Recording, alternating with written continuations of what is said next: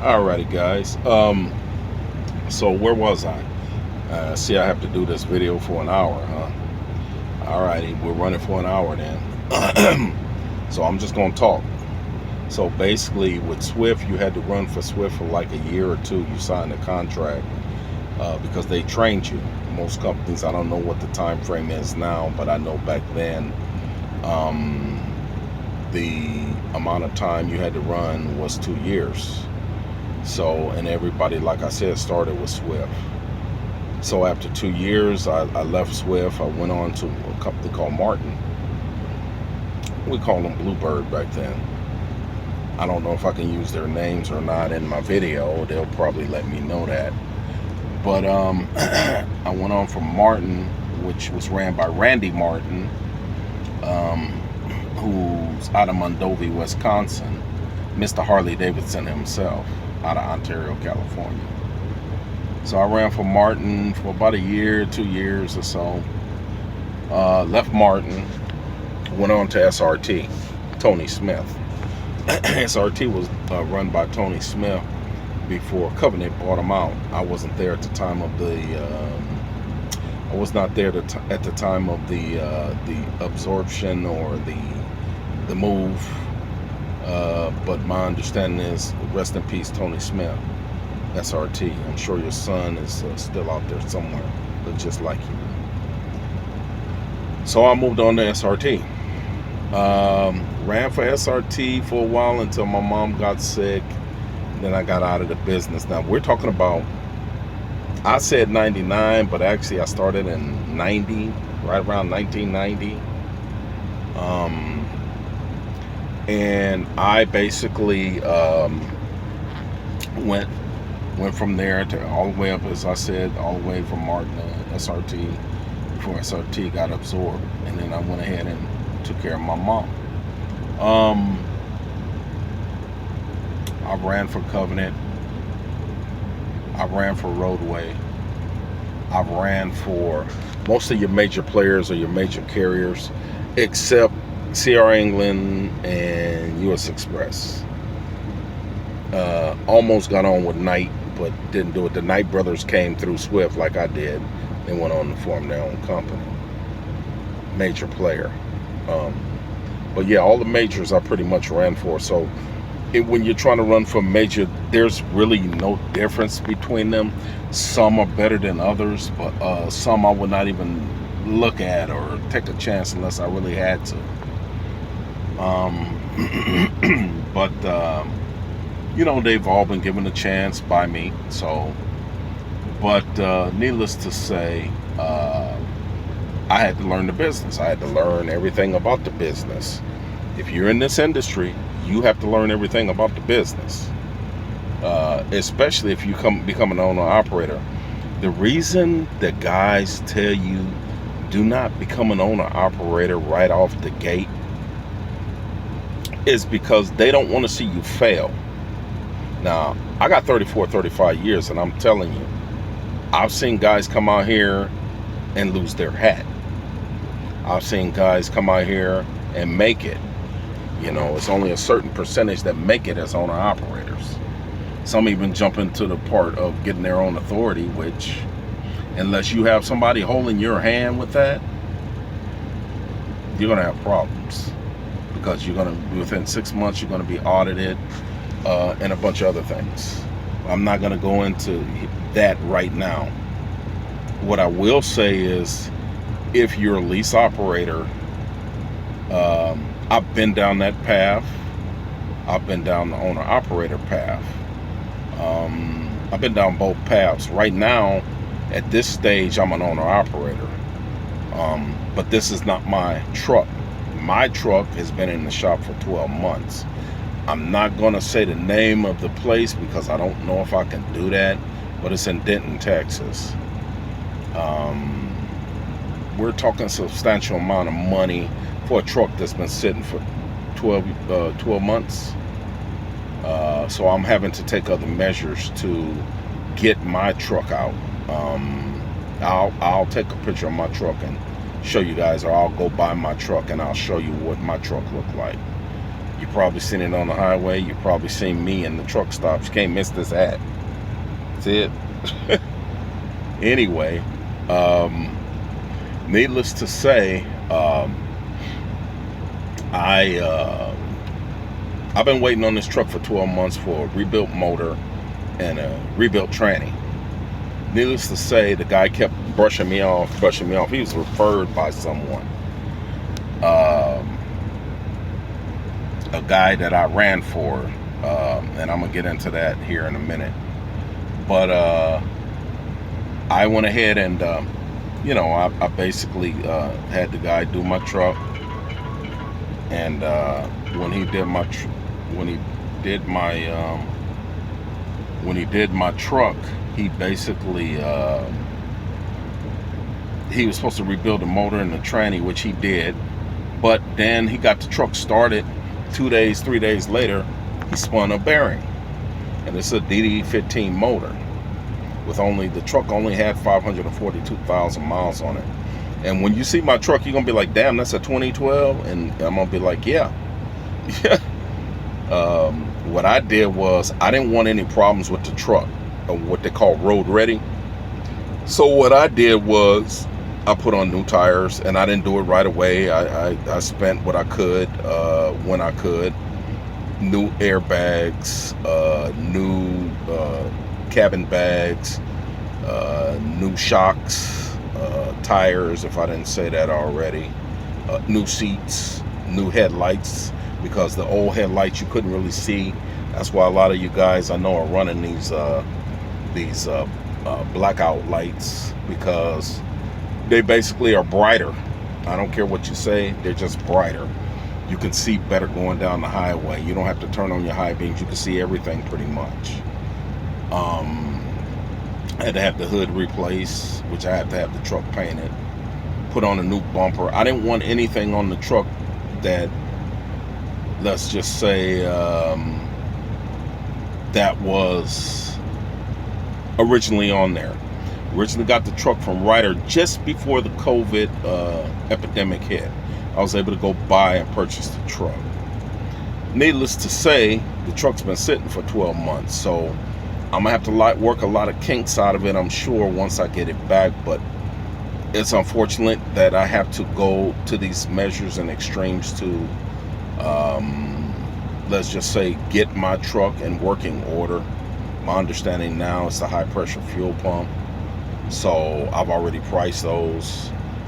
Went down to Freightliner. It's a Freightliner, Cascadia. But I've gone down there and, got a price on that. But anyway, moving on. One thing I would be careful of is 1099s. Now, 1099s can be good if it's a major. But if you're talking about a guy that has maybe 2, 3, 4, 5 trucks, you're going to get shorted. I've ran through 3 1099s since I've been in this industry, because I thought I could make the same amount of money and still be under a 1099 contract, even like I was with my truck. But when dealing with some of these owners, you have to be real careful. I had one owner, the last one, try to charge me the way they do it. Let me explain how they do it. What they'll do is they'll say, okay, I'm gonna pay you 25 to 35%. Okay, but what they don't tell you is that, and this is one of the questions you guys need to ask if you're going to go 1099. Are they taking the fuel off the gross and then you're paying me off the net? What that means is that all the fuel that you use will be pulled off the top first. Then they're gonna give you 35% of the net. I had the last guy even try to charge me for factoring. And I'm an old fool from the old school. Or old school and an old fool. The last guy tried to charge me for factoring too. So I said, well, okay, I think I need to go. So I had to move on back to being a company driver, which is paying cents per mile. Now you go from making X amount of dollars to making 75, 85% less. How does that feel? And that's all because I don't have my equipment. So I have to take other measures. I didn't want to go that route, but I'm going to have to. Anyway, and the one before him didn't do that. If he paid you 25%, you got 25%. He didn't pull off the fuel. He didn't pull the old, you have to pay for factoring. That's an extra $200-300 per week. Think about it. The one before him, which I was working for a company I was contracted with, they basically, or she basically, did the same thing as far as the fuel was concerned. So what I'm saying, guys, is just be careful of these 1099s. If they're trying to do that to you, you are paying for the fuel. I don't care if they say, no, man, that's the way it works. That is not how it works. You are paying for the fuel. Now, if they don't want you to pay for the fuel, they need to turn that truck down. You got it? Because anything over 75 miles per hour is a waste of fuel. You heard it here. If you're doing 76, 77, 78, 79, 80, 85, of course, you're going to rush to get there, but you're just burning fuel. So what you're doing is you're running to the next truck stop to get fuel. That's what it comes down to. A lot of guys, trucks get 5 miles to the gallon, 6 miles. These new ones get 9. But what are they governed at? And that's why they're able to get 9 miles to the gallon. Most guys run their trucks about 68, and then if they need to pass somebody, they pass. At 9 miles to the gallon, you're doing pretty good. The older trucks get about 5. Okay? I can't tell nobody how to run their truck. I can't tell nobody how to run their business. But I'm just telling you what I know that is fact. Another thing that I notice is that, or about me, this is about me, not, well, I'll get to what I noticed and later on in content as I get used to this YouTube video deal. But anyway, I'm driving somebody else's truck, and it's unfortunate. I've lost thousands of dollars, and a lot of trucking is basically trial and error. That's why you have these channels like HT Logistics. That's why you have these channels like Red Rooster. That's why you have these channels like Scooby-Doo. That's why you have these channels like Asian Mai.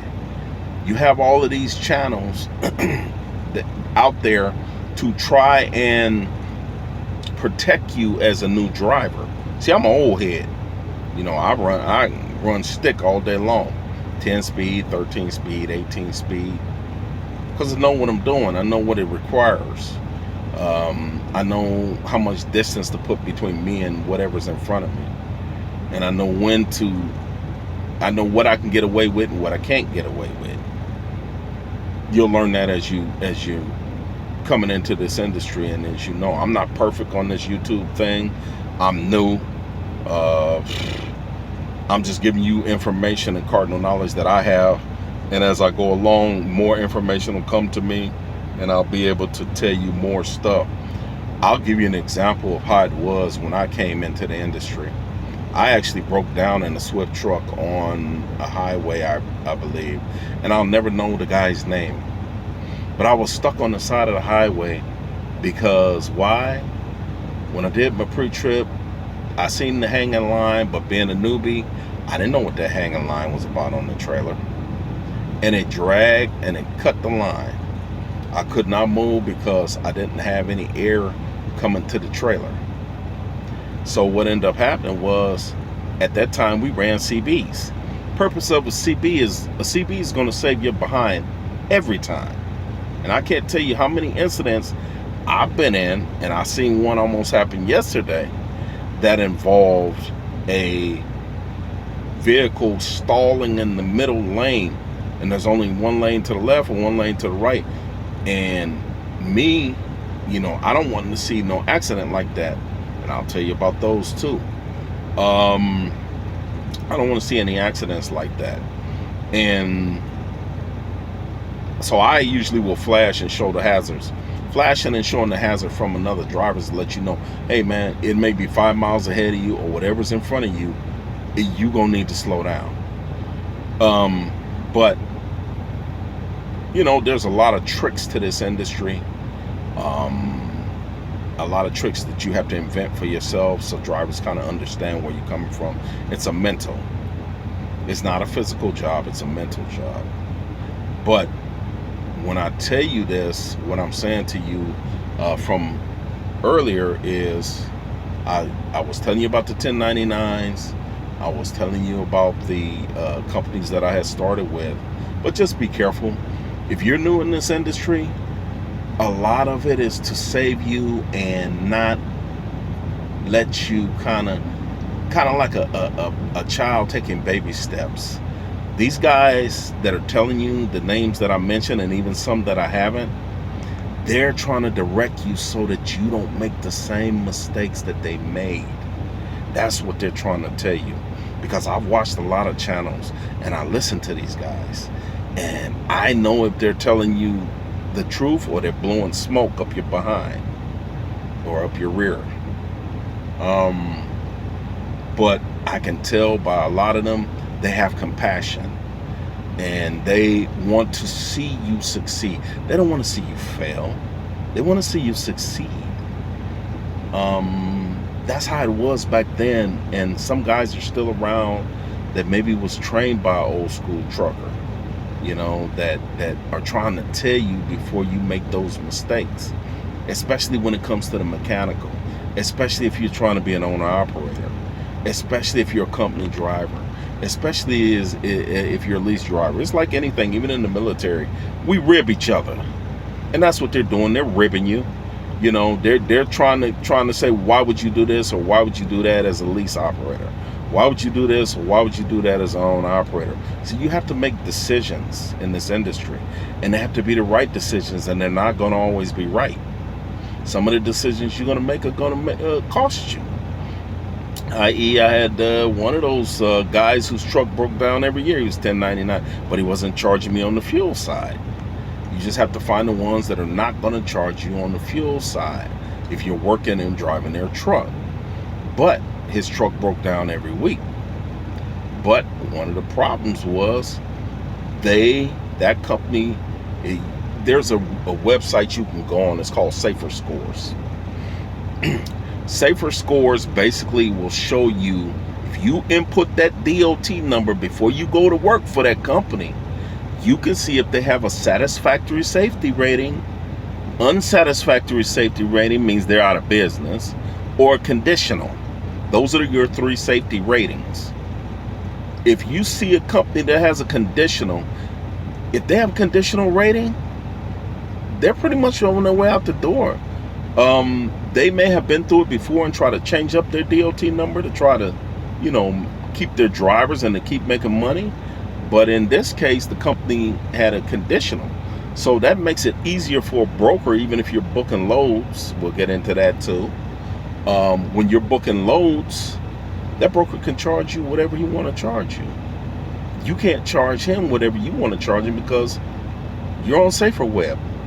They don't want to use you because your safety record is not the greatest. And that's one thing I want to speak on